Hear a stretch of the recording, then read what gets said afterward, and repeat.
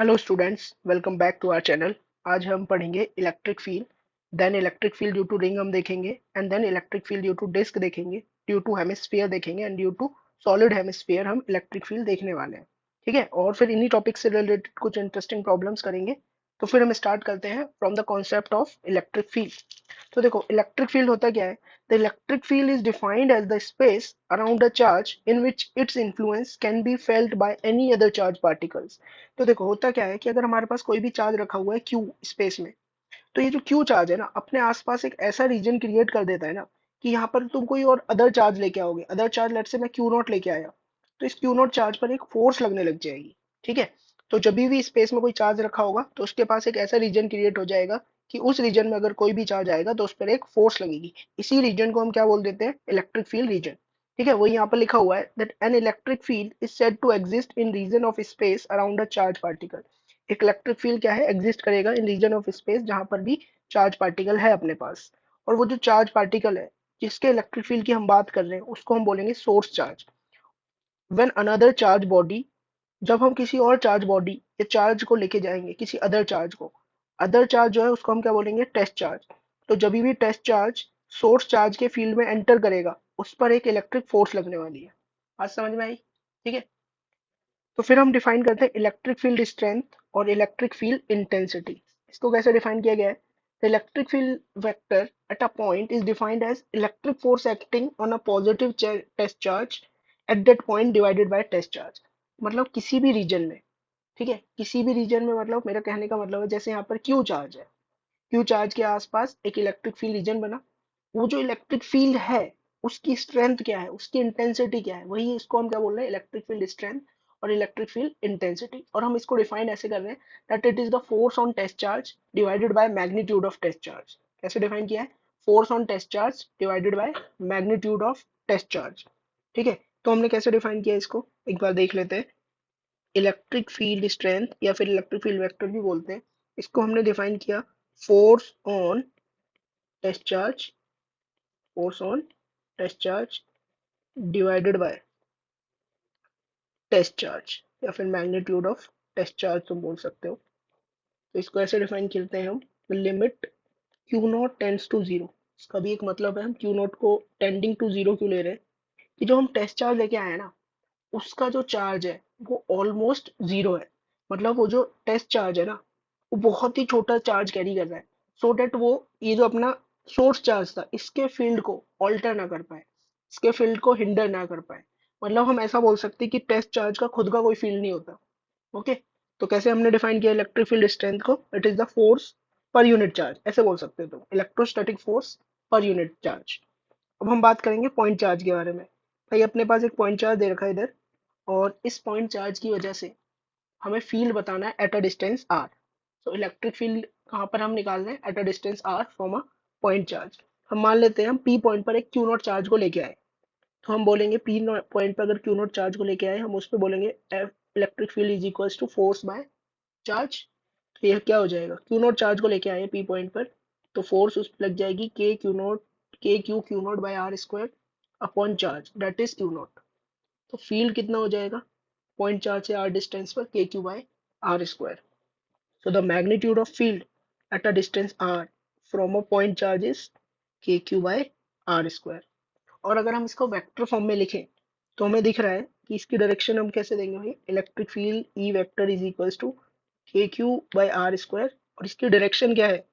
Direction देखो तो are vector वाली डायरेक्शन है, इस डायरेक्शन को हम बोलते हैं आर कैप। क्या direction in the direction along the r vector is r cap। तो K q by are square और आर कैप। अब हम वेक्टर से हमें पता है किसी भी वेक्टर को हम लिखते हैं r vector is equal to magnitude of r into direction of r. तो हम यहाँ से बोल सकते हैं इलेक्ट्रिक फील्ड जो होगा at a distance r from point charge in vector form होगा k q by r cube into r vector. Okay, तो ये है तुम्हारे पास magnitude form and this is vector form. और वेक्टर फॉर्म को लिखते वक्त याद रखना, you have to put charge q with sign. Charge q को कैसे रखेंगे हम? साइन के साथ। ओके, अब देखो यहाँ पर कुछ बेसिक बेसिक से पॉइंट है कि जो पॉजिटिव चार्ज से हम फील्ड जो मानते हैं वो कैसा होता है, अवे फ्रॉम पॉजिटिव चार्ज। क्योंकि इसको ऐसे समझो, अगर मैं यहाँ पर कोई भी पॉइंट चार्ज रख के रख दूं प्लस क्यू नॉट, तो उस पर फोर्स किधर लगेगी, away from the positive charge लगेगी ना। तो इसीलिए पॉजिटिव चार्ज से फील्ड लिया गया है अवे फ्रॉम पॉजिटिव चार्ज, और नेगेटिव चार्ज होता है, और यहाँ पर मैंने टेस्ट चार्ज ला के रखा प्लस क्यू नॉट। इस पे फोर्स किधर लगती, नेगेटिव चार्ज की तरफ ही फोर्स लगती ना इस पे, ठीक है। नेगेटिव चार्ज की तरफ फोर्स लगती, तो इसीलिए हमने बोल दिया ई वेक्टर भी किधर जाएगा इसका, टुवर्ड्स नेगेटिव चार्ज। तो इलेक्ट्रिक फील्ड स्ट्रेंथ एक वेक्टर क्वांटिटी है, एसआई यूनिट क्या होगी इसकी, फोर्स पर यूनिट चार्ज है, तो इसीलिए न्यूटन पर कूलम। और ये इसका डायमेंशनल फॉर्मूला होता है ml t-3 ampere inverse. Okay, चलिए अब हम देखते हैं electric field on the axis of ring. ठीक है, one of the most important concept है जो बच्चे सीबीएसई के लिए, उनको भी मैं बता दूं कि सीबीएसई का फेवरेट क्वेश्चन है ये। एक्सिस पर रिंग की हमें इलेक्ट्रिक फील्ड निकालना होता है। ओके, चलो देखते हैं कैसे करेंगे। अपने पास एक रिंग दे रखी है और रिंग पे टोटल चार्ज दे रखा है क्यू, और रिंग का रेडियस है आर। ठीक है, तो यहाँ पर मैंने एक छोटा सा एलिमेंट लिया हुआ है, रिंग पर छोटा सा एलिमेंट लिया हुआ है और उस पर चार्ज है डी क्यू। ओके, तो यहाँ पर पहली बात तो ये कि ये जो रिंग है ना, ये यूनिफॉर्मली चार्ज रिंग है, मतलब इस पर जो चार्ज डिस्ट्रीब्यूटेड है वो यूनिफॉर्मली डिस्ट्रीब्यूटेड है। ओके, सो यूनिफॉर्मली चार्ज रिंग है। इसके लिए मैं अगर लैम्डा डिफाइन करूँ, that is charge per unit length, तो वो क्या हो जाएगा, चार्ज अपॉन लेंथ। लेंथ क्या है रिंग की, 2 पाई आर। यहाँ से हम ऐसा भी बोल सकते हैं कि डी क्यू को हम लिख सकते हैं लैम्डा डी एल।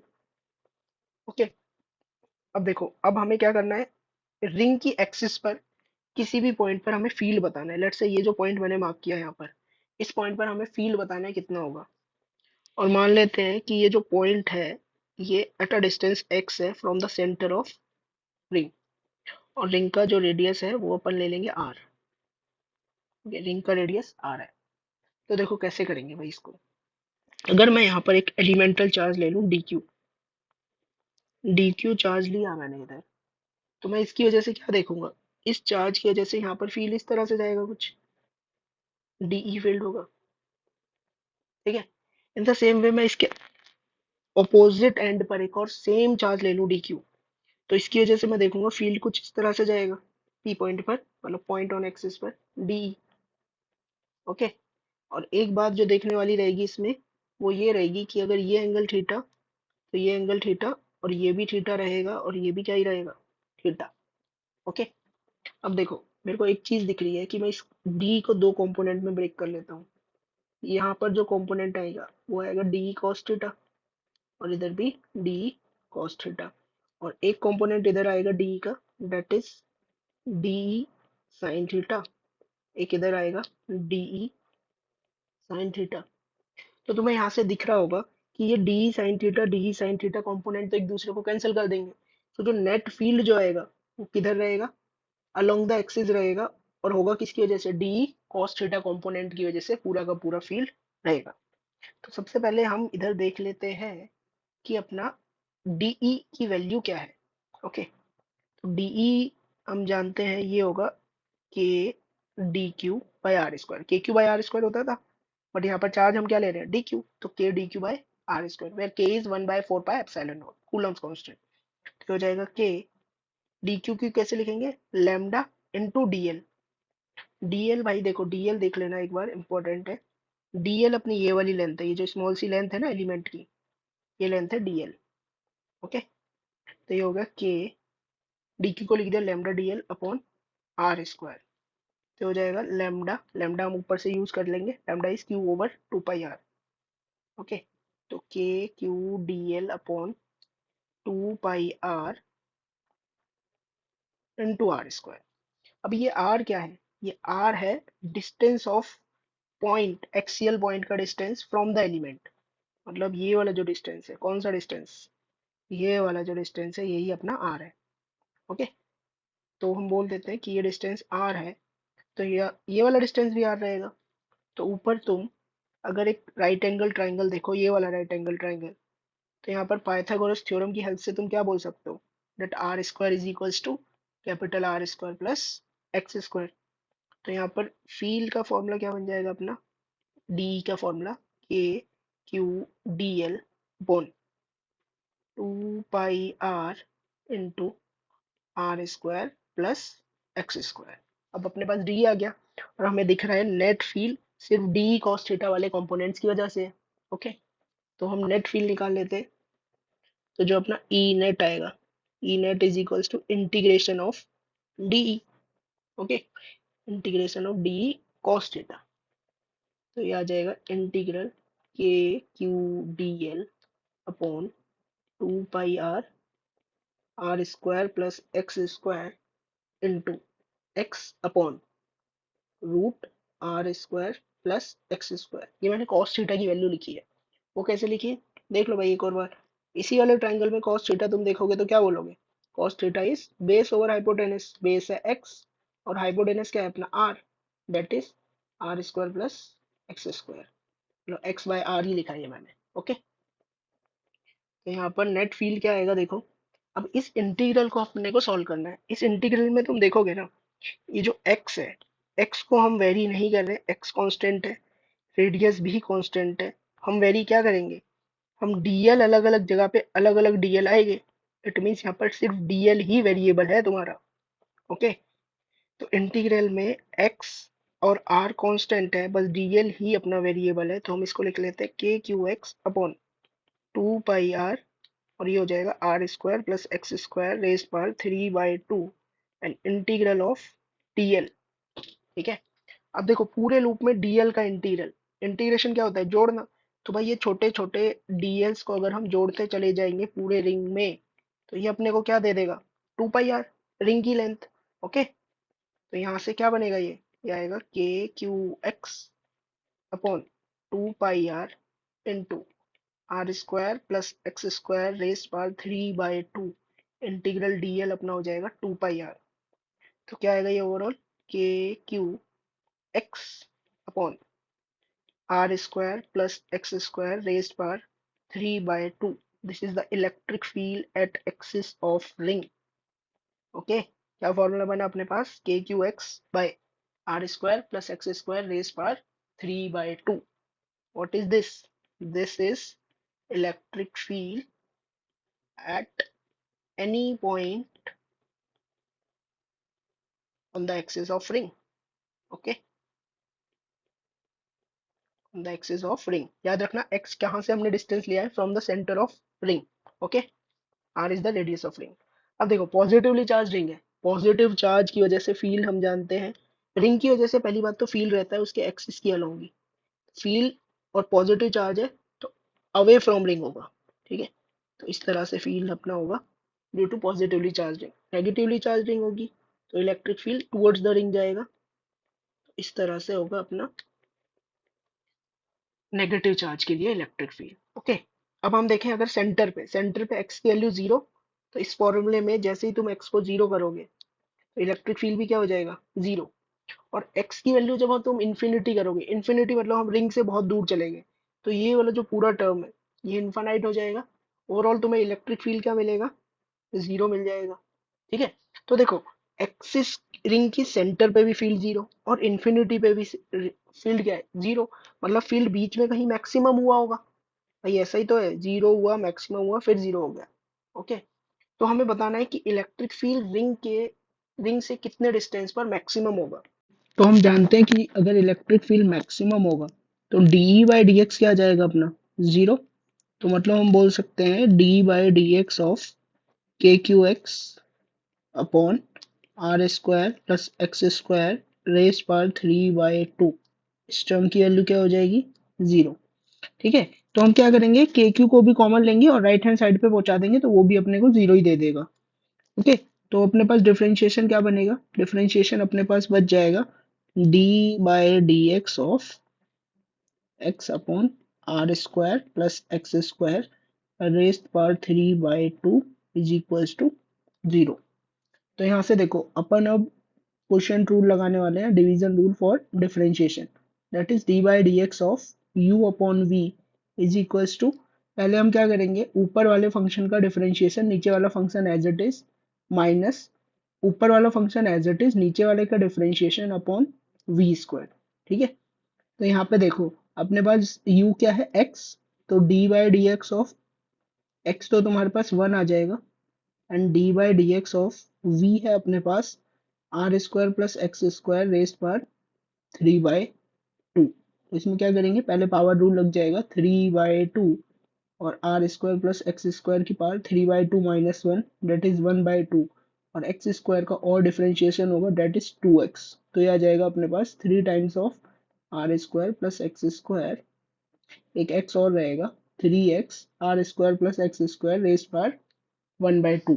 ओके, तो देखो डिवीजन रूल लगा लेते हैं इधर, u डैश मतलब x का डिफरेंशिएशन 1 हो गया, v एज इट इज रहेगा R square plus x square raise पर 3/2 minus u as it is, और अपन क्या करेंगे फिर v का डिफरेंशिएशन है 3x R square plus x square raise पर 3/2, तो ये हो जाएगा minus 3x square are square plus x square raise पर 1/2 upon are square plus x square का क्यूब।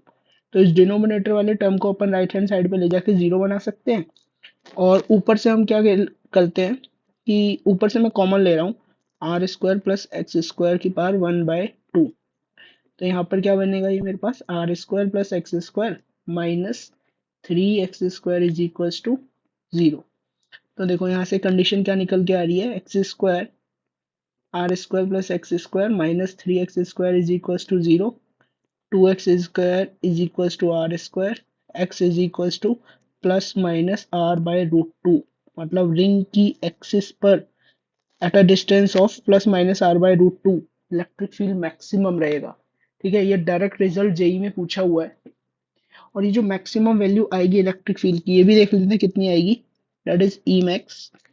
ई मैक्स क्या आएगी, K Q x upon are square plus x square raised power 3/2, यहाँ पर x की वैल्यू रख देते हैं, तो K Q r/√2 over R square plus x square, मतलब ये हो जाएगा R square by 2 raised power 3/2, और इसको तुम अगर सॉल्व करोगे तो ई मैक्स की जो वैल्यू आएगी वो आएगी 2k³ अपॉन 3√3 आर स्क्वायर।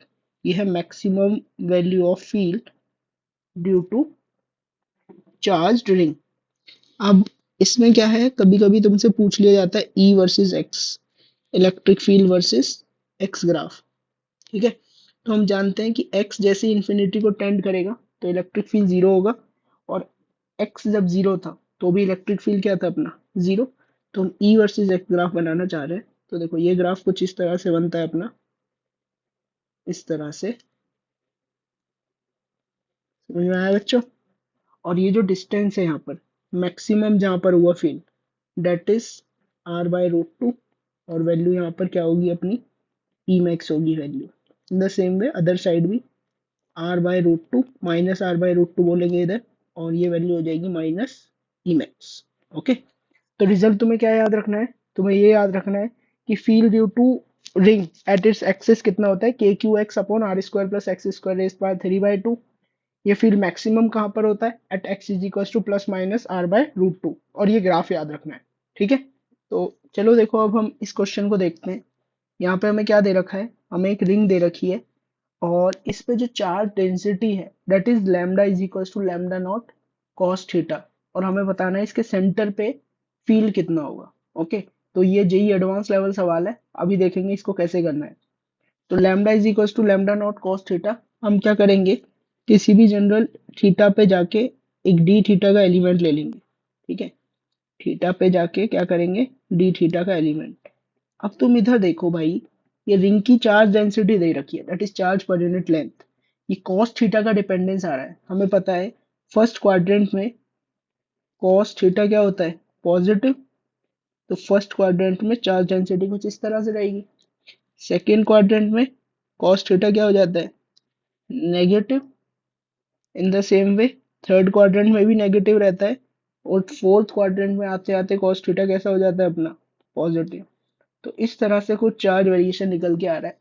ठीक है, तो अब हमें बताना है कि इसके सेंटर पे फील्ड कितना होगा। तो हमने क्या किया, थीटा पे जाके डी थीटा का एलिमेंट, तो यहाँ पर देखो ये अपना छोटा सा चार्ज एलिमेंट बन जाएगा। ओके, इस चार्ज एलिमेंट की लेंथ कितनी हो जाएगी, इसकी लेंथ हो जाएगी आर डी थीटा।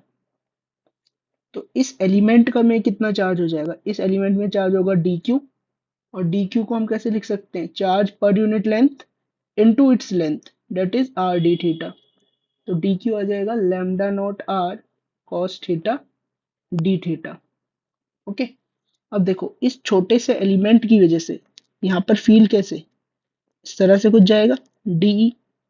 तुम देख रहे हो कि फील्ड के तुम फिर दो कंपोनेंट कर सकते हो, एक तो अलोंग एक्स, एक होगा element along Y. Angle theta, तो ये एंगल भी थीटा हो जाएगा।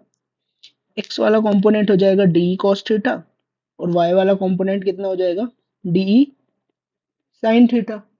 ओके, तो अगर हम डीई लिखना चाहें तो मैं बोल सकता हूँ डीई होगा के D Q upon are square. D Q की वैल्यू भी पुट कर दो, K lambda not R cos theta D theta upon are square. तो देखो डी की वैल्यू क्या आ गई, K lambda not upon R cos theta D theta. अगर मैं बोलूँ net electric field in X direction, तो वो क्या होगा integration of D cos theta. ठीक है, तो ये हो जाएगा K lambda not R integration cos square theta D theta. और थीटा की लिमिट कहाँ से कहाँ तक लेंगे हम, भाई थीटा की लिमिट पहला एलिमेंट तो यहाँ पे लिया तो थीटा हो गया 0, फिर ऐसे ही सारा एलिमेंट हम लेते गए और लास्ट एलिमेंट कब लेंगे, जब हम थीटा कितना कवर कर चुके होंगे 2 पाई। तो थीटा की लिमिट जाएंगी फ्रॉम 0 to 2 पाई। इस इंटीग्रल को सॉल्व कैसे करेंगे, K lambda not by R cos square theta को हम लिख सकते हैं 1 + cos 2 theta upon 2 D theta, limit is from 0 to 2 pi. तो इसकी वैल्यू यहाँ से तुम्हारे पास आ जाएगी ये K lambda not pi upon R. ठीक है, ये ई वाई की ई एक्स की वैल्यू आ जाएगी। In the similarly E Y तुम निकालोगे, ये आएगा डी ई साइन थीटा। तो हो जाएगा K lambda not by R integration sine theta cos theta D theta, and limit is from 0 to 2 pi. इस इंटीग्रल को कैलकुलेट करोगे तो ये आंसर क्या आ जाएगा तुम्हारे पास 0। तो net electric field at centre कितना हो जाएगा, रूट ऑफ ई एक्स का स्क्वायर प्लस ई वाई का स्क्वायर। ई वाई तो 0 ही है तो ये तो ई एक्स के बराबर आ जाएगा, K lambda not by pi upon R. तो एक बहुत अच्छा सवाल था। देखो नेट इलेक्ट्रिक फील्ड यहाँ पे किधर आया, यहाँ नेट इलेक्ट्रिक फील्ड जो आएगा वो पूरा का पूरा फील्ड एक्स के अलोंग ही आएगा। ठीक है, तो ये जेई एडवांस लेवल सवाल था। ओके, चलो अब आगे बढ़ते हैं।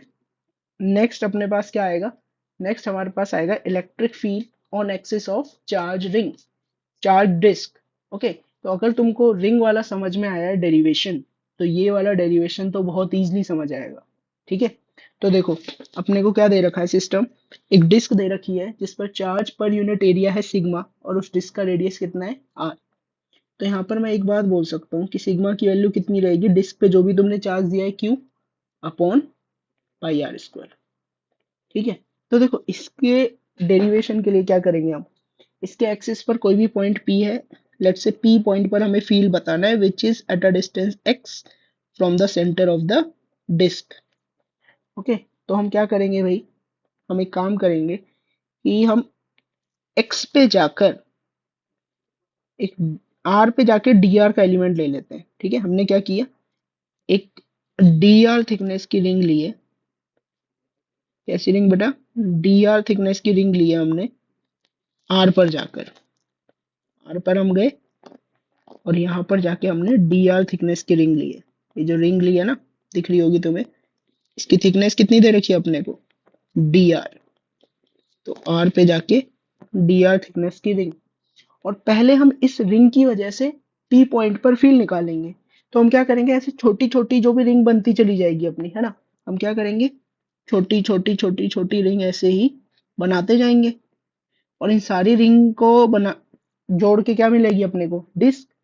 तो हम क्या करेंगे, स्मॉल स्मॉल रिंग की वजह से फील्ड निकाल लेंगे P पॉइंट पर, और उस सारे फील्ड्स को हम जोड़ देंगे, मतलब इंटीग्रेट कर देंगे। बात समझ में आई। तो यहाँ पर देखो डी क्यू क्या हो जाएगा, इस एलिमेंटल रिंग में जो चार्ज होगा, ये जो रिंग है इसमें कितना चार्ज है, दैट इज डी क्यू। तो डी क्यू हो जाएगा अपना sigma charge per unit area into area of this ring. इस रिंग की एरिया कितना हो जाएगा, इसकी पहली बात तो हम देखेंगे कि इसकी लेंथ कितनी है, रिंग की लेंथ है 2 पाई आर और इसकी थिकनेस कितनी है डी आर। तो कितना हो जाएगा ये सिग्मा और डी हो गया अपने पास 2 पाई आर डी आर। देखो कितना है ये 2 pi sigma r D r d Q आ गया। अब इस एलिमेंटल रिंग की वजह से हम पी पॉइंट पर फील्ड देखते हैं, field at point P due to elemental ring that is D. तो डी हो जाएगा अपना के डी क्यू रिंग वाला फील्ड। ठीक है, ये रिंग है ना, तो रिंग की वजह से होता है K Q x upon are square. तो यहाँ पर small R square plus x square raised पर 3/2 वैल्यूज रख दो। तो डी इज इक्वल्स टू के की वैल्यू भी यहाँ पर पुट कर लो 1/4 पाई एप्सिलॉन नॉट और डी क्यू हो जाएगा तुम्हारा 2 pi sigma into R D R into x upon are square plus x square raise पर 3/2। तो देखो 2 पाई 4 पाई 2 आ जाएगा इधर से।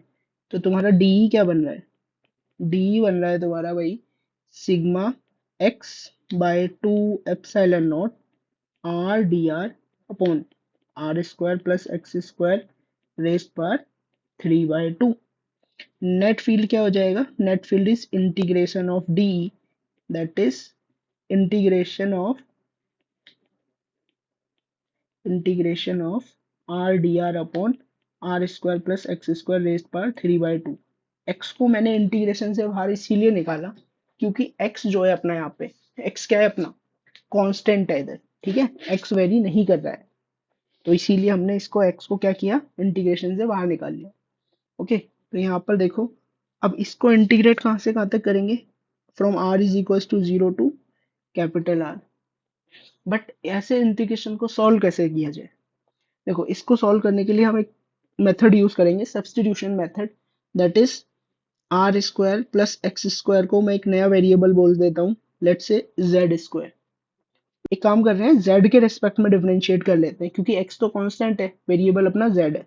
तो ये हो जाएगा 2r dr अपॉन dz is equals to 2z, बस इतना ही रहेगा। तो यहाँ से देखो क्या आ गया r dr is equals to z dz।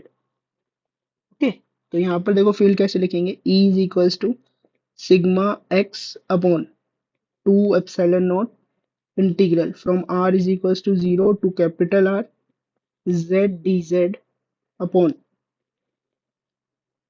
Are square plus x square की पावर 3/2, मतलब जेड स्क्वायर की पावर 3/2, तो ये जेड क्यूब बन जाएगा। अब लिमिट भी आर की नहीं रहेंगी, यहाँ पर लिमिट भी किसकी रहेंगी जेड की। अब वो देखो वो लिमिट कैसे आएंगी, यहाँ इस वाले फॉर्मूले से देखो, यहाँ पर अगर मैं बोलूँ when small R is equal to 0 तब जेड की वैल्यू कितनी हो जाएगी X, and when small R is equal to capital R तब जेड की वैल्यू कितनी हो जाएगी root are square plus x square. ठीक है, तो z की लिमिट होगी अपनी from z is equals to X to R square plus x square. देखो फिर अब ये हो जाएगा E is equals to sigma x by 2 epsilon naught integration x से लेकर root are square plus x square d z upon ये हो जाएगा जेड स्क्वायर। 1/z² का इंटीग्रल होता है -1/z, तो ये आएगा sigma x by 2 epsilon naught -1/z x से लेकर root are square plus x square तक। ओके, तो देखो ये क्या बन जाएगा फिर sigma x by 2 epsilon naught 1/x minus root are square plus x square. तो देखो इलेक्ट्रिक फील्ड क्या आ गया एट एक्सिस ऑफ डिस्क, ये आ गया सिग्मा अपॉन 2 एप्सिलॉन नॉट और फिर ये यहाँ पर हो जाएगा 1 minus x upon root are square plus x square. ये आ गया किसकी एक्सिस पर फील्ड, डिस्क की एक्सिस पर। ठीक है, और इसको हमने कैसे ऑब्टेन किया? With the help of electric field of the ring. ठीक है, अब देखो अगर मैं सेंटर पे बात करूं, सेंटर पे जितनी भी, जैसे हमने देखा था कि रिंग के सेंटर पे फील्ड क्या होता है? जीरो। और डिस्क क्या है? ये जो डिस्क है ये इनफाइनाइट नंबर ऑफ रिंग से मिलके तो बनी हुई है, और इन सब के ये जितनी भी अपन ने डिस्क बनाई है, इन सब डिस्क की वजह से इसके सेंटर पे फील्ड क्या आएगा? जीरो। तो इसीलिए डिस्क के सेंटर पे भी जो इलेक्ट्रिक फील्ड होता है वो कितना होता है बेटा? जीरो। अगर हम बात करें फॉर इनफाइनाइटली लार्ज डिस्क और ऐसे पॉइंट के बारे में जो कि काफी क्लोज रखा हुआ है डिस्क से, ठीक है, ऐसा समझो कि अपने पास ये काफी बड़ी डिस्क है और जो पॉइंट है वो इसके पास रखा हुआ है। ऐसा मान लो कि रेडियस है अपने पास, डिस्क का रेडियस 1 मीटर, और ये जो पॉइंट है डेट इज एक्स, एक्स की वैल्यू है तुम्हारे पास 1 mm। तो यहाँ पर तुम क्या बोलोगे कि एक्स बहुत छोटा है आर के कंपैरिजन में। अगर एक्स बहुत छोटा हो गया आर के कंपैरिजन में, तो देखो ओवरऑल ये वाला टर्म क्या हो जाएगा? जीरो को टेंड कर जाएगा या नहीं? तो इसीलिए तब हम क्या बोलेंगे? फील्ड ड्यू टू डिस्क जो हो जाएगा वो कितना हो जाएगा? फील्ड ड्यू टू डिस्क हो जाएगा सिग्मा बाय 2 एप्सिलॉन नॉट। इसको कैसा फील्ड बोलते हैं हम? यूनिफॉर्म इलेक्ट्रिक फील्ड, क्योंकि ये एक्स के साथ वेरी नहीं कर रहा है। This is uniform electric field. ठीक है, तो ये अपना कॉन्सेप्ट भी होता है जिसको हम डिराइव भी करेंगे गॉस लॉ की हेल्प से भी। यहाँ पर मान लो अपने पास एक इनफाइनाइट डिस्क है, ये मतलब काफी बड़ी डिस्क है, और इसको अपन ने पॉजिटिव चार्ज दे दिया। ठीक है, तो इसकी वजह से जो फील्ड होता है वो कितना होता है? Sigma by 2 epsilon not. इस डिस्क को अगर हम क्रॉस सेक्शनल व्यू देखें, इस डिस्क का क्रॉस सेक्शनल व्यू हम इस तरह से बना सकते हैं। ठीक है, तो यहाँ से अपने को कैसा लगेगा? इस तरह से दिखेगी डिस्क ये, और इसका फील्ड किस तरह से होगा? इस तरह से। ओके, फील्ड कैसा होगा? दूर जाता हुआ नजर आएगा। Okay, so this is the electric field due to infinite disc की वजह से ये है, और फाइनाइट डिस्क की वजह से ये है, या फिर बोल सकते हो इनफाइनाइट शीट की वजह से। तो अब हम इनफाइनाइट शीट के रिलेटेड क्वेश्चन करेंगे और डिस्क से रिलेटेड क्वेश्चन करेंगे। जैसे देखो ये क्वेश्चन दे रखा है, एक एनुलर डिस्क है, मतलब डिस्क का कुछ पोर्शन गायब कर दिया है, सिर्फ इतनी ही डिस्क है अपने पास, इतनी ही डिस्क है, और हमें ये बताना है कि पी पॉइंट पर फील्ड कितना होगा। ठीक है, तो इसको करने का देखो कैसे करेंगे हम मान लेते हैं this disc is equivalent to, this is combination of two disc. एक तो अपने पास पूरी डिस्क है जिस पर है पॉजिटिव चार्ज। कैसा चार्ज है? पॉजिटिव चार्ज है। और ये वही वाली डिस्क है अपने पास जिसका रेडियस था 2r, प्लस ये जो नीचे से हमने एक छोटा पोर्शन निकाला है ना, एनुलर डिस्क, तो एनुलर रीजन जो निकाला है, मान लेते हैं यहाँ पर उतना ही नेगेटिव चार्ज था। तो अब मैं क्या करूं, अगर दोनों डिस्क को कंबाइन करूं, मतलब इसको उठा के यहाँ पर रखूंगा, तो पॉजिटिव नेगेटिव चार्ज एक दूसरे को कैंसिल आउट कर देंगे, तो ओवरऑल मेरे पे क्या दिखेगी? मेरे को ये एनुलर रीजन ही दिखेगा। ओके, तो हम इसको दो डिस्क का कॉम्बिनेशन मान रहे हैं, एक डिस्क जिस पर पॉजिटिव चार्ज है और जिसका रेडियस है 2r, और एक और डिस्क जिसका रेडियस है r। ठीक है, और उस पर नेगेटिव चार्ज है। मान लेते हैं पी पॉइंट पर इसकी वजह से जो फील्ड था, इस वाली डिस्क की वजह से E1 फील्ड था पी पॉइंट पर, और इस वाली डिस्क की वजह से E2 फील्ड था। तो मैं E1 बोलूंगा। तो देखो भाई E1 की वैल्यू क्या हो जाएगी? E1 इज इक्वल्स टू, अच्छा एनुलर डिस्क पर हमें चार्ज दे रखा है Q, बट सिग्मा नहीं दे रखा। तो देखो सिग्मा निकालना कोई बड़ी बात थोड़ी है भाई, सिग्मा क्या बोल देंगे? Sigma is equals to charge per unit area. तो Q अपॉन एरिया कैसा हो जाएगा इसका? देखो बड़ी वाली डिस्क के लिए एरिया क्या बोलोगे तुम? बड़ी वाली डिस्क का तुम लोग एरिया बोलने वाले हो कि सर ये होगा पाई इंटू 4r का स्क्वायर, और छोटी वाले डिस्क का होगा पाई आर स्क्वायर। तो यहाँ से अपने पास सिग्मा भी आ गया, sigma is Q by 3 pi r square. ठीक है, तो देखो E1 की वैल्यू क्या हो जाएगी तुम्हारे पास?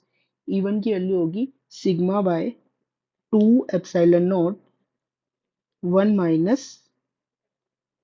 एक्स। एक्स कितना है भाई? पी पॉइंट 2r डिस्टेंस पे है, x upon are square, that is 4r square हो जाएगा ये तो, प्लस एक और are square, 4r square, are square plus x square और इसका क्या था, रूट। ठीक है, फॉर्मूला याद है ना, क्या था, 1 - x/√r² प्लस x²। तो वही लिखा है मैंने। तो यहाँ से देखो कितना आ रहा है, ये σ/2 ε0, और ये आ जाएगा 1 - 2/√8। ठीक है, और मैं E2 मतलब नेगेटिव सिग्मा वाली डिस्क की वजह से देखूं तो ये हो जाएगा σ/2 ε0 1 - x। पी पॉइंट का डिस्टेंस कितना है, 2r upon r² plus x², जो कि 4r² हो जाएगा इधर भी। तो ये कितना आ जाएगा, σ/2 ε0 1 माइनस कितना, 2/√5। तो देखो नेट फील्ड हम पी पर क्या बोलेंगे, कि पॉजिटिव वाले का जो भी फील्ड है माइनस नेगेटिव वाला का जो भी फील्ड है। तो ये आ जाएगा, देखो कितना आएगा अपने पास, σ/2 ε0 तो कॉमन ही है, ये हो जाएगा 1 - 2/√8 माइनस 1 + 2/√5। देखो कितना है ये आ गया σ/2 ε0, 2 भी बाहर ही ले लेंगे तो ये बनेगा σ/ε0 1/√5 माइनस 1/√8। और इधर अब सिग्मा की वैल्यू पुट कर दो, सिग्मा कितना था, q/3πr²। तो ये आ जाएगा q/3πr² इंटू ε0 1/√5 माइनस 1/√8। तो ऐसा ही सेम टाइप का क्वेश्चन पूछा हुआ है एक बार जेई एडवांस में, देख सकते हो तुम पीवाई उठा के। ओके, नेक्स्ट क्वेश्चन पे आते हैं। नेक्स्ट क्वेश्चन में हमें 3 इनफाइनाइट शीट ऑफ चार्ज दे रखी है। ठीक है, इनफाइनाइट शीट ऑफ चार्ज की वजह से हमें पता है इलेक्ट्रिक फील्ड कितना होता है, σ/2 ε0। और हमें डायरेक्शंस बता रखी है कि ये एक्स डायरेक्शन है, ये वाई है और ये जेड है। हमें फील्ड बताना है at point 1, at point 2, at point 3 and at point 4। ठीक है, तो 1 बाय 1 चलते हैं। अगर तुम पॉइंट 1 पे देखोगे तो सी वाले की वजह से फील्ड क्या होएगा, इससे दूर जाते हुए पॉजिटिव चार्ज है। पॉइंट 1 पर बी वाली शीट नेगेटिव चार्ज है, तो उसकी वजह से फील्ड इस तरह से होगा, ईबी। और ए वाली शीट भी क्या है, पॉजिटिव चार्ज, तो ई ए भी ऐसे ही जाएगा भाई। सिंस ये इनफाइनाइट डिस्क है तो यहाँ पर देखो ई ए की वैल्यू कितनी आ जाएगी, ए पर जितने भी सिग्मा है, σ/2 ε0। ई बी की वैल्यू कितनी आ जाएगी, इस पर है 2 सिग्मा अपॉन 2 ε0। और ई सी की वैल्यू भी क्या आ जाएगी, 2 सिग्मा अपॉन 2 ε0। तो देखो पॉइंट 1 पर नेट फील्ड मैं क्या बोलूंगा, पॉइंट 1 पर मैं नेट फील्ड बोलूंगा ई ए प्लस ई सी माइनस ई बी। ओके, तो देखो ई ए प्लस ई सी करेंगे तो ये आ जाएगा 3 σ/2 ε0, और ई बी करेंगे तो -2 σ/2 ε0। तो ये कितना आ जाएगा, σ/2 ε0 इन एक्स डायरेक्शन। ठीक है, तो इसी तरह से तुम E2 भी निकाल सकते हो, E2। तो पॉइंट नंबर 2 पर तुम देखोगे तो देखो सी वाली जो शीट है वो तो पॉजिटिवली चार्ज है, तो इधर तरफ इस डायरेक्शन में उसका फील्ड होगा। बी वाला अपनी तरफ इस पे फील्ड लगाएगा, दैट इज ई बी। और ए वाला पॉजिटिवली चार्ज है तो वो इसको दूर भगाएगा, दैट इज ई ए। तो पॉइंट 2 पर तुम नेट फील्ड क्या बोलोगे, ई ए माइनस ई बी माइनस ई सी। तो यहाँ पर फील्ड कितना हो जाएगा, ई ए माइनस ई बी माइनस ई सी। तो देखो कितना हो जाएगा, ई ए σ/2 ε0 माइनस ई बी -2 σ/2 ε0 माइनस ई सी 2 σ/2 ε0। तो देखो फील्ड कितना आया अपना, ये आ जाएगा -3 σ/2 ε0। और नेगेटिव साइन क्या दिखा रहा है, कि ये फील्ड किधर है, ये फील्ड है नेगेटिव एक्स डायरेक्शन में। Okay, in the same way तुम E3 एंड E4 भी कैलकुलेट कर सकते हो, और कैलकुलेट करने के बाद अपना अपना आंसर तुम कमेंट बॉक्स में लिख सकते हो। ओके, नेक्स्ट हम लिखते हैं electric field at the centre of hollow hemisphere. Hollow hemisphere की वजह से अपने को इलेक्ट्रिक फील्ड चाहिए इसके सेंटर पे। तो देखो भाई कैसे करेंगे, बहुत ही ध्यान से समझना, काफी मजेदार कॉन्सेप्ट है और थोड़ा सा ट्रिकी भी है। तो देखो इसके लिए क्या करेंगे, मैं एक काम करता हूँ, इसके लिए मैं थीटा पे जाके एक डी थीटा का एलिमेंट ले लेता हूँ। तो किया अपन ने बेटा, थीटा पर जाके डी थीटा का अपन ने एक एलिमेंट ले लिया। ठीक है, तो इस एलिमेंट लिया तो इसकी वजह से जो थिकनेस होगी ये कितनी हो जाएगी, आर डी थीटा। अब एलिमेंट लिया, अब मैं क्या कर रहा हूँ, एक रिंग ले रहा हूँ यहाँ पे, होलो हेमिस्फीयर है, तो एक रिंग काट ली मैंने, एलिमेंटल रिंग। इस तरह से ये एलिमेंटल रिंग होगी। इस एलिमेंटल रिंग की थिकनेस कितनी है, आर डी थीटा। तो हम क्या करेंगे, इस रिंग की वजह से पहले फील्ड देखेंगे सेंटर पे कितना है। इस रिंग की वजह से सेंटर पे फील्ड जाएगा डीई। और ये रिंग कितने डिस्टेंस पर है, ये रिंग वाई डिस्टेंस पर है। इस रिंग का रेडियस कितना है, इस रिंग का रेडियस है आर, आर नहीं एक्स। तो देखो एक्स की वैल्यू क्या हो जाएगी यहाँ पर, एक्स की वैल्यू समझते हैं पहले। ये टोटल तो अपना रेडियस के बराबर है आर, ओके, और ये एंगल है थीटा। तो बेटा ये जो वाला जो डिस्टेंस है, एक परपेंडिकुलर यहाँ पे गिरा लो, ये वाला डिस्टेंस, ये पूरा आर था, तो ये डिस्टेंस हो जाएगा आर कॉस थीटा। और ये वाला डिस्टेंस कितना हो जाएगा, आर साइन थीटा। तो यहाँ से देखो रिंग का जो अपना रेडियस है दैट इज एक्स, वो हो गया आर कॉस थीटा, और वाई कितना हो गया अपना आर साइन थीटा। अभी अपन लेकिन डी क्यू नहीं पता, इस एलिमेंटल रिंग में कितना चार्ज है। ठीक है, मतलब ये जो रिंग बनाई है अपन ने, इस रिंग में कितना चार्ज है, इस रिंग में चार्ज होगा डी क्यू। और डी क्यू की वैल्यू किसके बराबर होगी, sigma into d A. Sigma d A क्या हो जाएगा, रिंग की length that is 2 pi x. तो ये जाएगा 2 pi x is r cos theta, और इसकी थिकनेस कितनी है, आर डी थीटा। तो अपने पास डी क्यू आ गया 2 pi sigma r square cos theta D theta. Okay, अब देखो ये जो रिंग की वजह से फील्ड आएगा डीई, ये फील्ड कितना आएगा, ये आएगा के डी क्यू। रिंग की एक्सिस पर है, ये सेंटर वाला पॉइंट दिख रहा है ना तुम्हें, मतलब ये वाला जो पॉइंट है ये रिंग की एक्सिस पर ही तो है। तो रिंग की एक्सिस पे फील्ड हमें पता है कितना होता है, के क्यू एक्स। यहाँ पर एक्स नहीं, एक्सिस पे जो डिस्टेंस है वो डिस्टेंस कितना है, वाई। तो हम यूज करेंगे k Q y upon are square.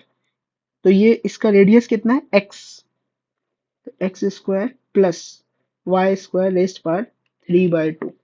तो देखो कितना बनेगा, ये हो जाएगा, के की वैल्यू भी पुट कर दो, 1/4 pi epsilon naught. D Q आएगा 2 pi sigma r square cos theta D theta, और वाई तुम्हारा कितना आ जाएगा, आर साइन थीटा, और upon x square plus y square. तो ये देखो x square plus y square raise power 3/2। तो तुम क्या करोगे यहाँ पर, एक्स कितना है तुम्हारा, r square cos square theta plus r square sine square theta, इसकी पावर 3/2। तो ये कितना हो जाएगा, आर स्क्वायर की पावर 3/2, तो ये तुम्हें आर क्यूब दे देगा। ठीक है, तो डिनोमिनेटर अपना क्या बनेगा, डिनोमिनेटर अपना आर क्यूब बन जाएगा। अब आर क्यूब देखो कैंसिल हो रहा है, आर स्क्वायर आर और आर क्यूब, तो ये कैंसिल हो गया इधर से। हो गया बेटा, समझ में आया यहाँ तक सभी बच्चों को। अब देखो अब क्या हो जाएगा अपना, डी डी अपना हो गया, यहाँ पर 2 पाई से 4 पाई जाएगा, तो ये आ जाएगा sigma by 2 epsilon not, sigma by 2 epsilon naught integration sine theta cos theta D theta. अब अपने पास चैलेंज है, ये थीटा की लिमिट क्या होगी। तो थीटा की लिमिट देखते हैं भाई, है ना। तो थीटा की लिमिट के लिए अपन ने पहली डिस्क तो यहीं पर ली, पहली डिस्क यहीं पर ली, तो हमें एक्स एक्सिस से कोई भी एंगल घूमना ही नहीं पड़ा। तो थीटा इनिशियली कितना था, 0। ऐसे ही हम फिर अलग अलग एक्स पे जाके रिंग लेने लगे, आखिरी रिंग हमने कुछ इस तरह से ली होगी। तो इस रिंग के लिए मैं अगर देखूं डिस्टेंस, सॉरी एंगल, तो दिस एंगल इज पाई/2। तो मतलब लिमिट कहाँ से कहाँ तक जाएगी इसमें, 0 से पाई/2। एक काम करते हैं, मेरे को दिख रहा है साइन थीटा कॉस थीटा, तो मैं इसको क्या करता हूँ, 2 sin थीटा कॉस थीटा बना लेता हूँ। तो ये जाएगा 2 sin थीटा कॉस थीटा, और यहाँ पर ये 4 बन जाएगा। So this is sigma by 4 epsilon not integral sine 2 theta D theta. ठीक है, ये अपने पास बन गया। और लिमिट कहाँ से कहाँ तक है अपनी, 0 से लेकर पाई/2 तक। तो देखो भाई क्या बनेगा, ये नेट फील्ड लिख रहे हैं हम, तो डी की जगह ई लिख लेते हैं अब। ओके, तो ये हो जाएगा E is equals to σ/4 ε0। Sine theta का इंटीग्रेशन होगा -cos 2 theta upon 2 theta, limit is from 0 to पाई/2, है ना। इसको सॉल्व कर लोगे तो तुम्हारे पास E आ जाएगा σ/4 ε0। This is the field due to hollow hemisphere. और डायरेक्शन क्या है इसकी, मतलब इस तरह से अपने पास हेमिस्फीयर था, तो ये सारा का सारा फील्ड ऐसे डाउनवर्ड डायरेक्शन में पूरा, क्योंकि पॉजिटिव चार्ज था ये, तो फील्ड ऐसे नीचे की तरफ जा रहा है। और है कितना, σ/4 ε0 फील्ड है। अगर अभी इसका उल्टा होता कि इस हेमिस्फीयर पे चार्ज होता some minus, negative negative negative negative negative negative, तो यहाँ पर जो फील्ड होता वो आता σ/4 ε0। बात समझ में आई। तो this is the field due to solid hemisphere, hollow hemisphere. अब हम देखते हैं electric field due to solid hemisphere. तो देखो सॉलिड हेमिस्फीयर के लिए हम क्या कर सकते हैं, हम छोटे छोटे एलिमेंटल होलो हेमिस्फीयर से बना सकते हैं इसको। सॉलिड स्फीयर को कैसे, कि बहुत सारे हम ऐसे होलो हेमिस्फीयर जोड़ते जाएं अलग अलग थिकनेस के, तो अपना क्या होगा, सॉलिड हेमिस्फीयर रेडी हो जाएगा। तो तुम क्या कर सकते हो, मैं थोड़ी तुम्हें इसका तरीका बता देता हूँ थोड़ा सा, पूरा तो नहीं। तो देखो क्या करोगे कि यहाँ पर जाके तुम बोलोगे कि इस हेमिस्फीयर में चार्ज होगा डी क्यू। तुम डी क्यू की वैल्यू तुरंत ही बोल दोगे कि सर डी क्यू होगा तुम्हारा, जो अपने को सॉलिड हेमिस्फीयर दे रखा है इस पे चार्ज पर यूनिट वॉल्यूम रो तुम्हें दे रखा है, तो डी क्यू को तुम बोल दोगे रो इंटू डी वी। तो ये हो जाएगा रो, और ये जो हेमिस्फीयर लिया है इसका एरिया कितना होगा, 2 पाई r स्क्वायर, और इसकी थिकनेस कितनी है, डी आर। तो इसकी वजह से फील्ड लिखोगे तुम सेंटर पे डी ई, ये आएगा σ/4 ε0। ठीक है, तो देखो सिग्मा को तुम लिख सकते हो चार्ज पर यूनिट एरिया, तो dq/4 ε0 इंटू 2 पाई r स्क्वायर। तो यहाँ से dq हो जाएगा तुम्हारा dq/8 पाई ε0 r स्क्वायर। तो फिर तुम dq भी रख दोगे तो तुम्हारा डी आ जाएगा ρ dr/4 ε0। और फिर नेट फील्ड हो जाएगा इंटीग्रेशन ऑफ डी, तो और r की limit from 0 to capital R, तो ये तुम्हारे पास आ जाएगा ρr/4 ε0। तो सॉलिड हेमिस्फीयर की वजह से जो फील्ड होगा वो होगा ρr/4 ε0। जनरली लोग तुम्हें इसे बताएंगे नहीं इस फॉर्मूले को, काफी कम ही लोग बताते हैं, बट इजी है, अगर इसको हम होलो हेमिस्फीयर का फॉर्मूला जानते हैं तो इजीली हम इसको ड्राइव कर सकते हैं। अब आते हैं हम one of the most important concept पे, जिसके ऊपर जेई में भर भर के सवाल पूछे गए हैं। ठीक है, तो ये क्या बोलता है भाई, ये कॉन्सेप्ट बोलता है हमें the net electric field at the centre of regular polygon having equal charge at the centre is 0। कोई भी तुम्हारे पास पॉलीगन है, ऐसे समझो यहाँ पर 4 चार्जेस है, क्यू क्यू क्यू और क्यू। तो तुम देखोगे सेंटर पे जो फील्ड होगा वो चारों का फील्ड ही एक दूसरे के फील्ड को क्या कर देगा, कैंसल आउट। तो ये किसी भी पॉलीगन के लिए ट्रू है, प्रोवाइडेड वो रेगुलर पॉलीगन होना चाहिए, मतलब उस पॉलीगन की सारी साइड्स बराबर होनी चाहिए और उसके सारे कॉर्नर्स पे सेम चार्ज रखा हुआ होना चाहिए। तो हम सीधा बोल देंगे कि उसके सेंटर पे फील्ड क्या हो जाएगा, 0। ठीक है, अब एक सिंपल सा लेकिन इंटरेस्टिंग एग्जांपल करते हैं इससे रिलेटेड। जैसे हमारे पास क्या दे रखा है, ये पॉलीगन दे रखा है, बट द थिंग इज कि यहाँ पर सारे चार्जेस बराबर नहीं है भाई, एक चार्जेस माइनस क्यू भी है, और पूछा हुआ है कि बताओ सेंटर पे फील्ड क्या होगा। अब कैसे करेंगे, तो देखो अब इसे करने का तरीका क्या है कि मैं इस माइनस क्यू को कैसे रिप्लेस कर रहा हूँ, ध्यान से देखना। इस माइनस क्यू की जगह यहाँ पर दो चार्ज रखता हूँ, एक तो -2q और एक +q। ओवरऑल चार्ज इनको ऐड करोगे तो -q है अभी भी। तो यहाँ पर तुम देखोगे कि ये जो माइनस, ये जो क्यू क्यू वाले जो चार्ज है जितने भी, इनकी वजह से फील्ड 0। सेंटर पे नेट फील्ड कितना किसकी वजह से होगा, -2q की वजह से। तो हम बोलेंगे कि यहाँ पर EC किधर आएगा, -2q की तरफ ही आएगा।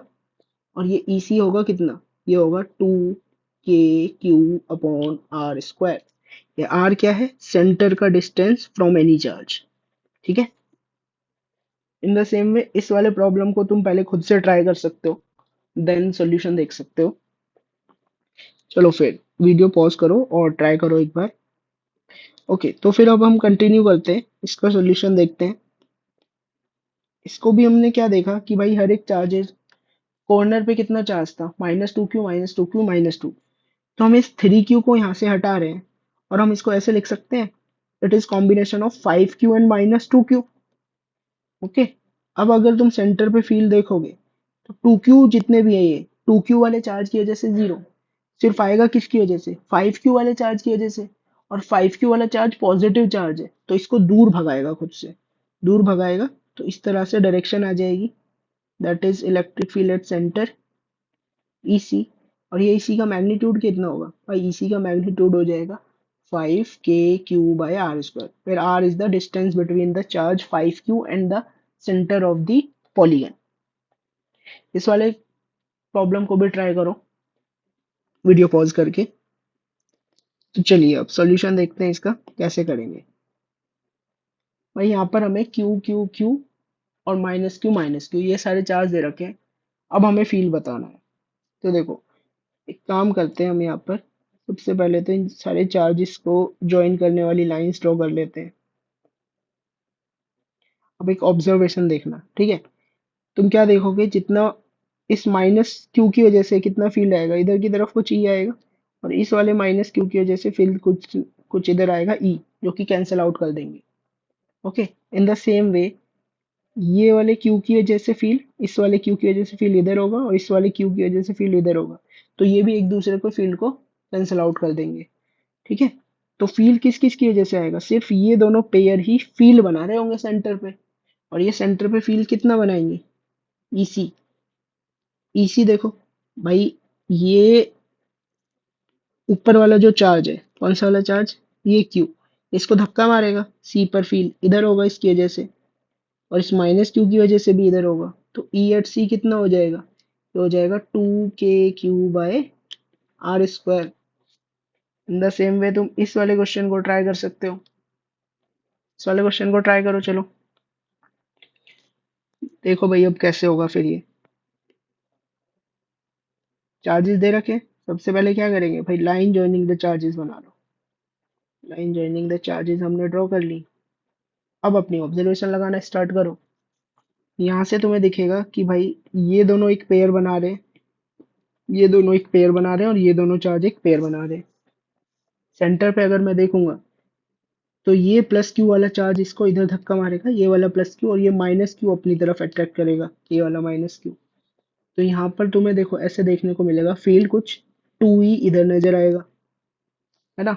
इन द सेम वे इधर की तरफ भी तुम्हें एक 2E फील्ड नजर आएगा, और इधर भी एक 2E फील्ड नजर आएगा। इनके बीच में एंगल कितना रहेगा, इन सारी फोर्सेस के बीच में रहेगा एंगल 120 डिग्री। ठीक है। और ये वेक्टर का सिंपल कॉन्सेप्ट है, अगर तीन फोर्सेस हैं, तीनों का मैग्नीट्यूड सेम है, and they have angle 120 degree with each other, तो नेट जो वेक्टर सम होता है उनका जीरो। तो EC यहाँ पर जीरो हो जाएगा सेंटर पे। ठीक है। तो सेंटर पे कोई फील नहीं मिलने वाला इस केस में तुम्हें। अब इधर आ जाओ भाई, इस वाले में आ जाओ। इस वाले क्वेश्चन को कैसे करेंगे, एक बार खुद से ट्राई करने की कोशिश करो इसे। अब इधर सॉल्यूशन देखो इसका। चार्जेस को ज्वाइन कर लिया। ओके। चार्जेस को ज्वाइन करने के बाद अपनी एनालिसिस लगाना स्टार्ट करो। एनालिसिस लगाओगे तो तुम क्या देखोगे भाई, इन दोनों की वजह से एक फील होगा, इन दोनों की वजह से फील अगर मैं सेंटर पे देखूं तो इधर की तरफ होगा कितना, 2E। ओके। एक फील किसकी वजह से होगा, एक फील इन दोनों की वजह से होगा, इन दोनों की वजह से कितना होगा, अगेन 2E। और एक फील होगा इन दोनों चार्ज की वजह से, वो भी कितना होगा, 2E होने वाला है। तो अपने पास तीन तीन फील्ड आ गए, 2E 2E और 2E वाले। ठीक है। तो ये 2E और ये 2E, इनके बीच में एंगल 120 डिग्री, और यहाँ भाई यहाँ भी है कितना, 2e। तो देखो 2e, ये भी 2e। ओके, इनका रिजल्टेंट की बात करते हैं पहले।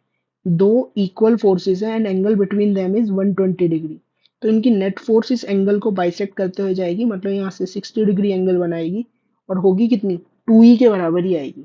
ठीक है, तो देखो यहाँ पर कितना हो जाएगा, फोर्स, एक और फोर्स है 2e। तो जो नेट फोर्स की हम बात, नेट फील्ड की हम बात करेंगे, नेट फील्ड कितना होगा, 2e प्लस 2e, 4e। तो E at center is equals to 4E, that is 4KQ upon R square। ठीक है, तो आई होप जो भी इस लेक्चर में हमने कवर किया है वो तुम्हें समझ आया होगा, लेकिन अगर स्टिल तुम्हारे डाउट्स हैं तो तुम कमेंट सेक्शन में कमेंट कर सकते हो। तो और ऐसे ही बाकी नए नए हम कॉन्सेप्ट सीखते रहेंगे, तो चैनल के साथ बने रहिए। Thank you.